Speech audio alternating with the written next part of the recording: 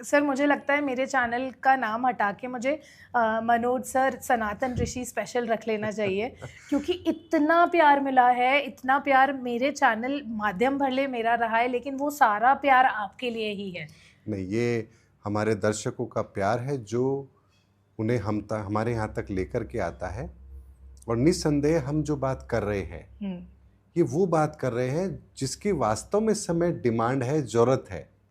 हर इंसान परेशान है, हर इंसान को समाधान चाहिए, लेकिन जब समाधान के लिए इंसान जाता है तो फिर कहीं ना कहीं उसे किसी क्रियाओं में फंसा दिया जाता है और वो इंसान सच से इतना दूर हो जाता है कि आखिर उसे लगता है कि आखिर सच है क्या, सच है भी या नहीं है। तो बात वही आती है कि अंतिम सत्य क्या है। तो अंतिम सत्य क्या है इसको जानने से पहले ये समझिए कि प्रथम सत्य क्या है। अगर फर्स्ट आपको पता लग गया कि प्रथम सत्य क्या है तो आपको अंतिम सत्य ढूंढने की आवश्यकता ही नहीं होगी। और प्रथम सत्य तो ईश्वर ही है और ईश्वर का ही पोर्टल अब ओपन हो चुका है। यानी कि धर्मयुग तो आरंभ हो चुका है, लेकिन जो पोर्टल ओपन हो रहा है वहां से हमें ईश्वर की कृपा डायरेक्ट मिलेगी, कोई मीडिएटर नहीं होगा। जैसे प्रहलाद के सामने भगवान थे, नरसिंह अवतार में आए और सीधा उनके दुखों का हरण किया, वैसे ही ये जो नवरात्रे है, शारदीय नवरात्रे, यहाँ से जो पोर्टल ओपन हो रहा है वो सीधे सीधे वो पोर्टल ओपन हो रहा है जहाँ ईश्वर स्वयं हमारी तकलीफों का समाधान करने के लिए आने वाले हैं। सर जैसे धर्मयुग की स्थापना हो जाए या धर्मयुग की शुरुआत हो जाए, कल्कि का उदय हो चुका है ना, और सत्ययुग जो है वो आ गया है, जो कलयुग है उसका अंत होने वाला है।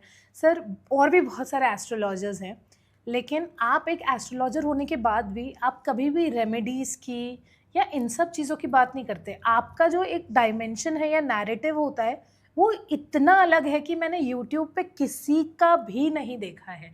तो ये सब कहाँ से आ रहा है आपके पास नॉलेज? देखिए, अगर मैं ये कहूँ कि एस्ट्रोलॉजी को कोई जानता ही नहीं कि वास्तव में एस्ट्रोलॉजी होती क्या है, ये मैं हकीकत बता रहा हूँ। और अगर मैं ये बात कहूँ कि इस समय पर जितने भी लोग एस्ट्रोलॉजी कर रहे हैं, चाहे वो आप दिग्गज बड़े बड़े लोगों का आप नाम ले लीजिए, वो केवल किताबों को पढ़कर के एस्ट्रोलॉजी के सिद्धांतों को समझ के दुनिया को समाधान दे रहे हैं। लेकिन मैं जिस एस्ट्रोलॉजी की बात कर रहा हूं, मैं ऊर्जाओं के लेवल पर एस्ट्रोलॉजी की बात कर रहा हूं कि एस्ट्रोलॉजी काम कहां से करती है, एस्ट्रोलॉजी आरंभ कहां से हुई। कोई तो ऐसा व्यक्ति होगा जिसने ये सोचा होगा कि इंसान के जीवन की तकलीफ जो है उसको दूर कैसे किया जाए, उसके लिए क्या विधान हो सकता है। तो आप मुझे बताइए, उसके लिए एस्ट्रोलॉजी विधा बनी। तो उन्होंने जब एस्ट्रोलॉजी की विधा बनाई तो उनके दिमाग में क्या कॉन्सेप्ट चल रहा होगा, ये 12 ही घर क्यों होते हैं, 12 ही राशि, फिर यहाँ पर एक घर का मान इतना, फिर यहाँ पर और भी सारी कैलकुलेशन, इस ग्रह का इस ग्रह के साथ मिलकर ये बनना। तो आखिर इसके पीछे वो कौन सा विज्ञान है जो काम कर रहा है? क्या कोई एस्ट्रोलॉजर इस पर जाकर के बात करता है? नहीं। उन्हें सिर्फ इतना पता होता है ये कॉम्बिनेशन से ये बन रहा है, इसका मतलब ये होगा, चलो उनको ये समाधान बता दें। अगर ऐसा ही होता तो फिर बताइए, सिद्धांत वही है, सिद्धांत कभी नहीं बदलेंगे एस्ट्रोलॉजी में। संहिता शास्त्र फिर बार बार क्यों बदली? भृगु ऋषि ने अलग दी, रावण ने अलग बनाई, पराशर मुनि ने अलग बनाई, तो फिर अलग अलग क्यों? क्योंकि ये विज्ञान भी वर्तमान के अंदर कैसे काम करेगा इसके पीछे भी बहुत बड़ी कैलकुलेशन है। तो अब आप बताइए, धर्मयुग में जब हम प्रवेश कर चुके हैं तो यहां पर ज्योतिष के सिद्धांत क्या यही चलेंगे? नहीं, ऐसा नहीं हो सकता। तो धर्मयुग के ज्योतिष के सिद्धांत इस समय कौन जानता है? आप सर। ऊर्जा के लेवल पर जो चीज हो रही है, जो परिवर्तन हो रहे हैं, उसको लेकर के हम आने वाले समय की क्या तैयारी कर रहे हैं, दुनिया को कैसे समाधान मिलेगा, इस संदर्भ में क्या कोई बात कर रहा है? हम तो आज भी वही चल रहे हैं, तुम्हारा राहु खराब, तुम्हारा केतु खराब। अरे भाई, राहु केतु कभी खराब नहीं है, सूर्य खराब नहीं है, चंद्रमा खराब नहीं, वो तो एक ही है। हमारा सूर्य क्यों खराब हुआ, हमारा चंद्र तत्व क्यों खराब हुआ, उसको सही करने के लिए हमें क्या करना चाहिए, ये कौन बताएगा? क्या कुंडली के अंदर 369 की एनर्जी काम करती है? क्या इस विज्ञान को कोई जानता है? नहीं। किस घर से 3 की एनर्जी देखी जाएगी, किस घर से 6 की एनर्जी देखी जाएगी, कहाँ से 9 की एनर्जी देखी जाएगी, और कितना आपको मौका मिला है अपनी ज़िंदगी के अंदर परिवर्तन करने का, ये कौन बताएगा आपको? ये सब कुछ कुंडली बताती है। यहाँ तक कि अगर किसी की कुंडली में, एक छोटा सा मैं उदाहरण देता हूँ, अगर किसी व्यक्ति की कुंडली के अंदर 10, 11 और 12 घरों में, यानी 10th हाउस, 11th हाउस और 12th हाउस में कोई भी ग्रह नहीं है, तो आप ये मान लीजिए कि उसकी जिंदगी के अंदर जो कुछ भी घटित होगा वो उसकी मर्जी से नहीं होगा। यानी वो जन्म के साथ ही ये लिखवा के आया है कि किस दिन किस समय पर उसके जीवन में क्या घटित होगा। वो लाख प्रयास कर ले तब भी उसके जीवन में कुछ बदलाव नहीं हो सकता। उसकी किस्मत जैसी लिख दी गई है वैसी रहेगी। इसको एक उदाहरण से समझिए। मान लीजिए पूरे साल नहीं पढ़ रहा और इस समय उसको पास होना है, तो लास्ट मोमेंट पर वो देखेगा, बुक देखेगा, कहेगा ठीक है 10 क्वेश्चन मैं देख लेता हूँ, पता लगेगा एग्जाम में वही 10 आए हैं। और अगर मान लीजिए इस साल उसको फेल होना है, पूरे साल पढ़ाई कर ले, एग्जाम में जब जाएगा तो देखेगा जो नहीं पढ़ा था वही आया है। तो जिनकी कुंडली के अंदर 10th house, 11th house, 12th house में कोई ग्रह नहीं है, वो अपनी डेस्टिनी ना कभी बदल सकते हैं, ना परिणामों को बदल सकते हैं, कुछ भी कर ले। और अगर मान लीजिए किसी के 10th, 11th, 12th हाउस के अंदर मैक्सिमम प्लैनेट है, 6 से ज्यादा प्लैनेट है, वो व्यक्ति अपने पुरुषार्थ से ना सिर्फ अपनी तकदीर बदल सकता है, बल्कि इस संसार के अंदर वो नया ज्ञान दे सकता है जो संसार के लिए जरूरत है। तो इसीलिए कुंडली के अंदर बहुत सारे पैरामीटर होते हैं देखने के, लोगों को पता ही नहीं है। हम तो आज भी वही ज्योतिष फॉलो कर रहे हैं, जबकि जितनी भी बातें मैं बोल रहा हूँ, चाहे धर्म युग की मैंने बोली, चाहे मैंने ये बोला कि 5th डायमेंशन ओपन हो रहा है, 4th डायमेंशन एंड हो रहा है, कौन सा तत्व काम कर रहा है, ये सब ज्योतिष का पार्ट है। लेकिन लोगों को लगता है मैं तो अध्यात्म की बात कर रहा हूं। अरे मैं अध्यात्म की बात नहीं कर रहा हूं, मैं ज्योतिष की ही बात कर रहा हूं, क्योंकि इस संसार में जो सबसे पहला विज्ञान आया वो ज्योतिष ही है। ज्योतिष तो वहां से शुरू होता है जब ब्रह्मा विष्णु महेश भी नहीं थे। सृष्टि के आरंभ से जो तीश उत्पन्न हुई, वहां से पहला शब्द बना है ज्योतिष। और ज्योतिष के द्वारा हमें पता लगता है इस ब्रह्मांड में कितने डायमेंशन है, वो काम कैसे करते हैं, किस डायमेंशन में कौन सी चीज होती है। जैसे एक छोटी सी बात मैं आपके सामने रखता हूं। मान लीजिए हमने बहुत सारे साधु संतों को देखा है, कोई मुनि है तपस्या कर रहे हैं, कोई भक्ति कर रहे हैं, कोई मंत्र जाप कर रहे हैं। क्या आप मुझे बता सकते हैं इनके बीच में डिफरेंस क्या है? कौन सा आध्यात्मिक पुरुष किस डायमेंशन के लेवल पर बैठ करके काम कर रहा है? क्या आप बता सकते हैं? ज्योतिष बता सकती है। कैसे सर? अगर कोई फर्स्ट डायमेंशन के अंदर अध्यात्म के मार्ग पर है तो वो ध्यान साधना तप की बात करेगा, क्योंकि फर्स्ट डायमेंशन में वही प्रक्रिया काम आती है। सेकंड डायमेंशन में जो अध्यात्म के अंदर होगा वो मंत्र जाप की बात करेगा, भक्ति की बात करेगा, अपने मन को खुश रखने की बात करेगा, भक्ति भाव उसके भीतर होगा।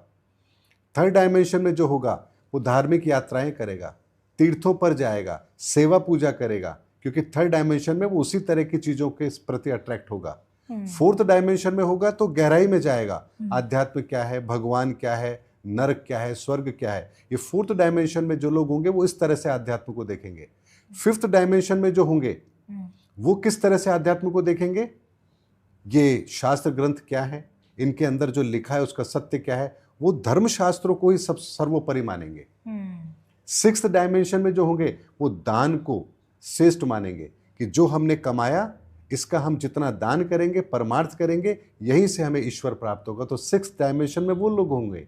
सेवेंथ डायमेंशन में कौन लोग होंगे? जो कहेंगे जियो और जीने दो, समाज का भला हो, लोगों की हम सेवा करें, माता पिता की सेवा करें, गरीबों की सेवा करें। इस सेवेंथ डायमेंशन में जो लोग हैं वो अध्यात्म के उस रास्ते पर चलेंगे। एट्थ डायमेंशन में जो लोग होंगे वो क्या कहेंगे? ये तो तुम्हारे कर्मों का फल है, कर्मों का फल तो भोगना पड़ेगा। एट्थ डायमेंशन वाले सब चीज कर्मों के आधार पर देखेंगे और कर्मों को ही दोषी मानेंगे और भाग्य के पीछे रहेंगे। जो नाइन्थ डायमेंशन में है वो क्या कहेंगे?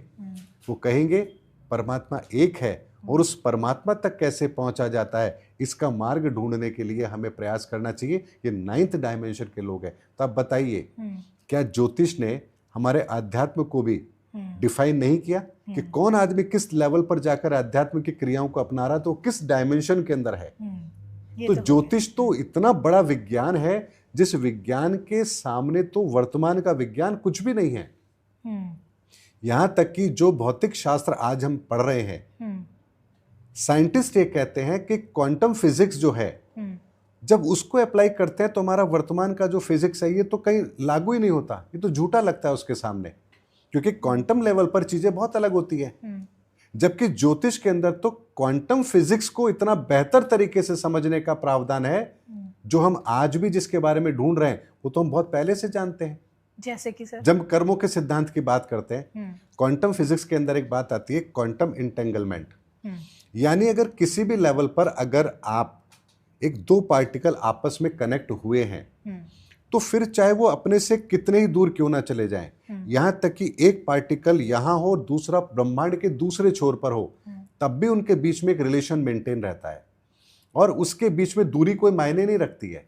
तो यहां अगर इस पार्टिकल ने अगर राइट स्विंग किया है तो वहां दूसरा पार्टिकल लेफ्ट स्विंग करेगा। ये क्वांटम इंटेंगलमेंट का एक प्रोसेस है, एक सिद्धांत है, जिस पर 2022 में 3 लोगों को नोबेल प्राइज मिला है। तो इस बात को आप समझिए। अच्छा, इस बात को ज्योतिष के अंदर हम समझेंगे तो कैसे समझेंगे कि हम सब उस ईश्वर की संतान है, परमात्मा से ही आत्मा अलग हुई है, यानी हम कभी उस परमात्मा का हिस्सा थे। तो बेशक चाहे हम उसका हिस्सा थे और आज हम अनंत कोटि ब्रह्मांड से दूर आज हम इस धरती पर हैं, लेकिन हमारा संबंध आज भी उस परमात्मा से है। तो परमात्मा जब चाहे वहां जो एक्शन करेगा, ठीक उसी सेकंड हमारे यहां पर हमारे जीवन के अंदर उसकी विपरीत प्रतिक्रिया होने लग जाएगी। तो क्वांटम इंटेंगलमेंट का वो सिद्धांत है जो ज्योतिष के अंदर इतना बेहतर तरीके से समझाया गया है, जिसको यदि हम समझना चाहें तो हमारा दिमाग जो है ना वो किसी और डायमेंशन में चला जाएगा कि ऐसा भी होता है क्या। तो हम तो अभी तक ज्योतिष को केवल राहु केतु और सूर्य चंद्रमा और इन्हीं तक लेकर देखते हैं, जबकि संपूर्ण सृष्टि के ब्रह्मांड के रहस्य को प्रकट करने की ताकत ज्योतिष में है। और वैदिक समय पर जितने भी ऋषि होते थे, पहले वो गणितज्ञ होते थे, उसके बाद में वो ज्योतिष के ज्ञाता होते थे, उसके बाद में थर्ड स्टेज पर जाकर के ऋषि परंपरा आरंभ होती थी। तो इसीलिए जो आप कहते हैं सनातन ऋषि मेरा दिया हुआ नाम नहीं है या किसी इंसान का दिया हुआ नाम नहीं है, ये भगवान गणपति के द्वारा दिया गया नाम है। कोई विश्वास करे या ना करे, लेकिन जो चीज मुझे भगवान गणपति के द्वारा मिली है, मैं तो उसको श्रद्धा से सदैव अपने पास रखूंगा, और जो कार्य उन्होंने दिया है मुझे ईमानदारी से वो काम करना है। बिल्कुल। तो भगवान गणपति का आशीर्वाद है और लोगों तक ये सच पहुंचे, लोग इससे जुड़े, अपनी आत्मा का कल्याण करें, यही हमारा उद्देश्य होना चाहिए। बिल्कुल।